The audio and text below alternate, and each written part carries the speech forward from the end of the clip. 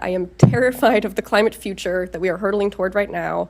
Building in a more sustainable way is climate action. My name is Carrie Kisicki, and I'm testifying on behalf of the Coalition for Smarter Growth. CSG is the leading organization advocating for walkable, inclusive, transit-oriented communities as the most sustainable and equitable way for the DC region to grow and provide opportunities for all. We count over 4,000 supporters across Montgomery County, and we are here tonight to ask you to support the plans before you. This is not the first time you've heard me testify about a development or about a plan, but this one is especially meaningful to me because when I first moved to Maryland after college, I lived right in this area. I was participating in a year-long Service Corps program that included housing on Western Avenue, just down the road. I got to know my neighbors well, and I absolutely loved living here. It is a fantastic community. But at the end of my fellowship, I had to move away because as a 23-year-old committed to working a string of nonprofit advocacy jobs, which is not particularly lucrative, I could not afford housing anywhere in the area.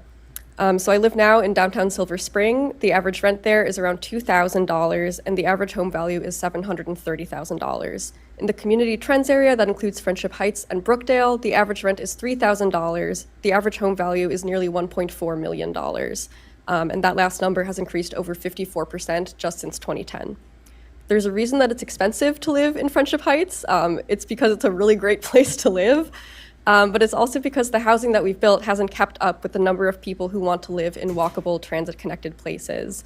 That is why CSG is urging you to approve this project. We cannot miss this literally generational opportunity.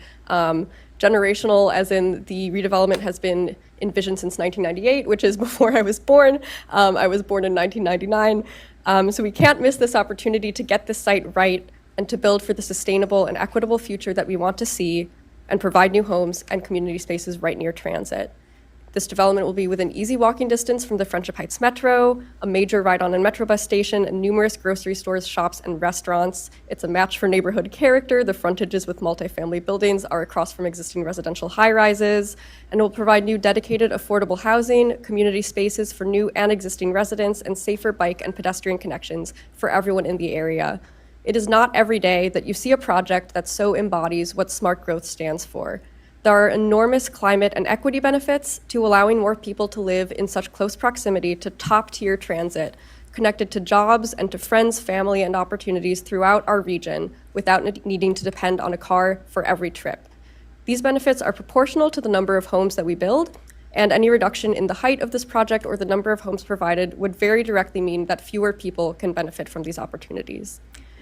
Finally, I want to touch quickly on tree preservation, and I want to thank Sarah, who is sitting next to me, and Michael from Little Falls Watershed Alliance for taking me on a walk earlier this week through the site. I deeply appreciate that they made the time for that. There are some really beautiful trees on this property, and walking the site with them, I understood and I felt for myself the heartbreak at the thought of these trees coming down.